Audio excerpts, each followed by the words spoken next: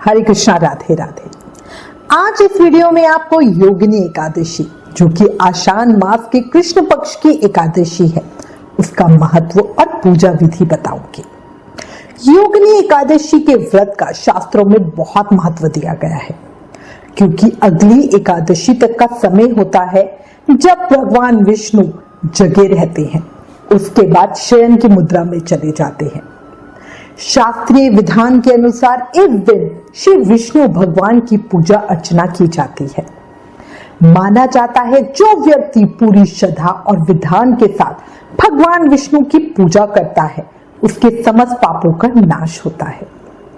यहाँ तक कि पीपल के पेड़ को काटना, जिसे स्वयं भगवान विष्णु ने अपना निवास माना है, उसको काटने जैसे पाप से भी मुक्ति मिल जाती है इस एकादशी व्रत से।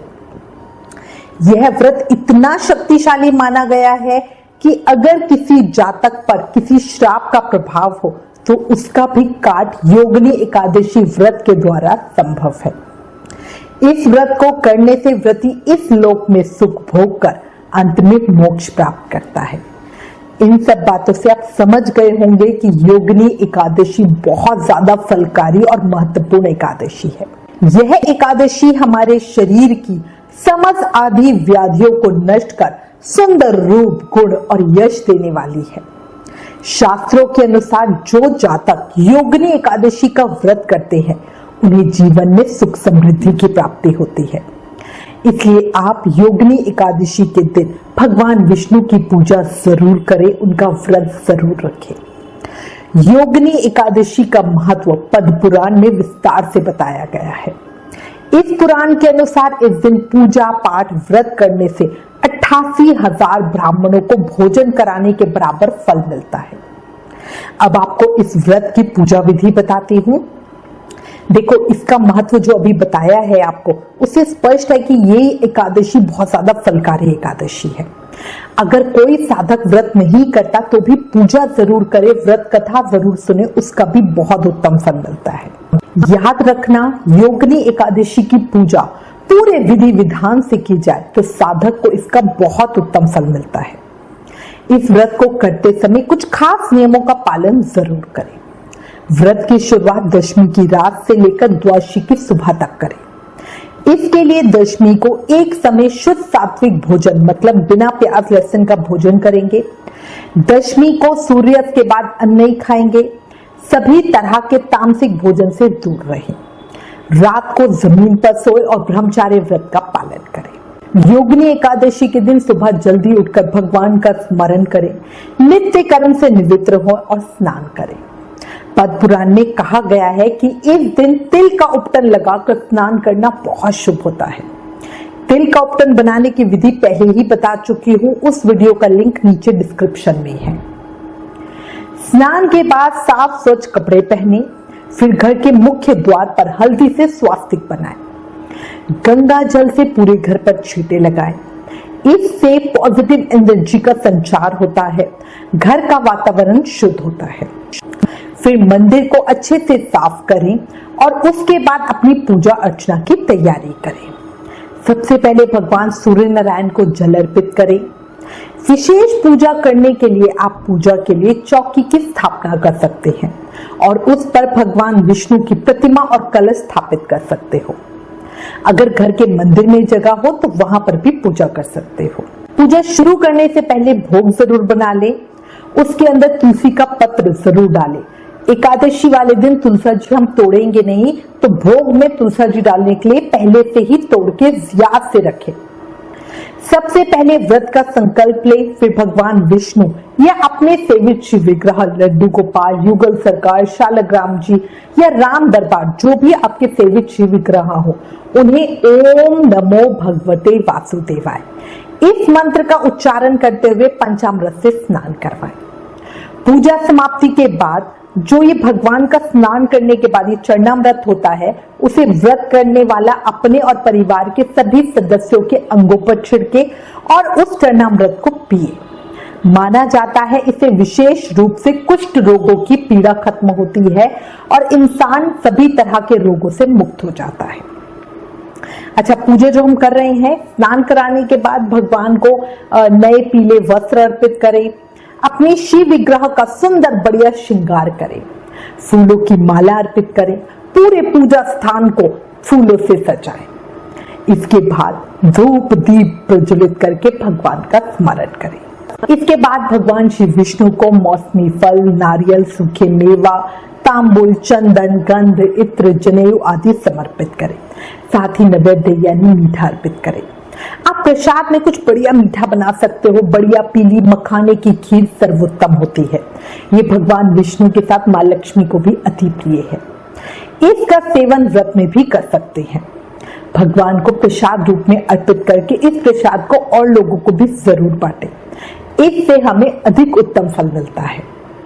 साथ ही अपने बाल गोपाल को माखन मिश्री का भोग भी जरूर लगाएं। इस प्रसाद को भी सब में बांटें। अगर निर्जल व्रत नहीं किया है तो पूजा के बाद भगवान का पंचामृत और मिश्री का प्रसाद आप ग्रहण कर सकते हो। याद रखना, शास्त्रों में विधान है कि आषाढ़ कृष्ण पक्ष एकादशी को मिश्री का फलाहार हमें कीट की योनि से मुक्ति दिलाता है। इसका मतलब है अगर निर्जल व्रत नहीं किया तो आप शाम की पूजा के बाद फल या फलाहार जो भी ले उसमें मिश्री जरूर ले। इससे हमारी किसी भी गलती के रूप में हमें कभी भी कीट पतंगों की योनि नहीं मिलती। विष्णु सहस्त्र नाम का पाठ एकादशी वाले दिन बहुत बहुत फलकारी होता है। जाने अनजाने में आपसे जो भी पाप हुए हैं उनसे मुक्ति पाने के लिए भगवान विष्णु से हाथ जोड़ के प्रार्थना करें और क्षमा याचना करें। योगिनी एकादशी की व्रत कथा जरूर सुने। पूजा के अंत में भगवान विष्णु की आरती करें। एकादशी माता की आरती भी जरूर करें। इसके बाद तुलसी महारानी की पूजा करें। एकादशी व्रत की पूजा आप स्वयं कर सकते हैं या किसी विद्वान ब्राह्मण से मंत्रों द्वारा भी करवा सकते हैं। इस दिन दान कर्म करना बहुत ज्यादा कल्याणकारी होता है। इस व्रत में विष्णु भगवान और पीपल के पेड़ की पूजा करने का विधान है। शास्त्रों के अनुसार इस दिन पीपल के पेड़ की पूजा करने से मनुष्य के सभी पाप नष्ट हो जाते हैं और मरने के बाद स्वर्ग मिलता है। बस ध्यान रखें, योगिनी एकादशी रविवार को ना हो। योगिनी एकादशी के दिन पीपल के पेड़ की पूजा का विशेष महत्व है। इस दिन सुबह के समय पीपल के पेड़ में कच्चे दूध में ताजा पानी और बताशा डालकर अर्पित करने से धन दौलत की कमी दूर होती है। शाम के समय पीपल के पेड़ के नीचे शुद्ध घी के 7 दीपक लगाने से धन के भंडार भरे जाते हैं। इस दिन भगवत गीता के 11वें अध्याय का पाठ करने से अनेक परेशानियों से मुक्ति मिलती है। जीवन में संयम, सदाचार और अभ्यता आती है। योगिनी एकादशी के दिन गजेंद्र मोक्ष का पाठ करना सबसे अच्छा माना गया है। इससे भगवान विष्णु की कृपा से सारे संकट दूर होते हैं। शाम को भी इसी तरह से भगवान विष्णु की पूजा करें और विष्णु सहस्त्र नाम का पाठ करें। शाम के समय भी तुलसी महारानी के पास दीप प्रज्वलित करें। रात को भगवान का भजन कीर्तन करते हुए रात्रि जागरण करें।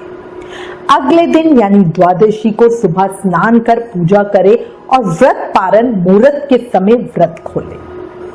व्रत पारण के समय किसी ब्राह्मण या गरीब को कुछ भी भोजन करा सकते हैं या कुछ दान दक्षिणा दे, उसके बाद ही अपने व्रत का पारण करें। एकादशी व्रत का पारण करने की विधि हमारे चैनल पर ऑलरेडी है। अगर आपने अभी तक वो वीडियो नहीं देखी तो उस वीडियो का लिंक नीचे डिस्क्रिप्शन में है। याद रखना, इस व्रत को करने से सभी प्रकार के पापों से मुक्ति मिलती है। जो लोग व्रत नहीं करते वो भी पूजा जरूर करें। पूरे दिन तामसिक भोजन का त्याग करें।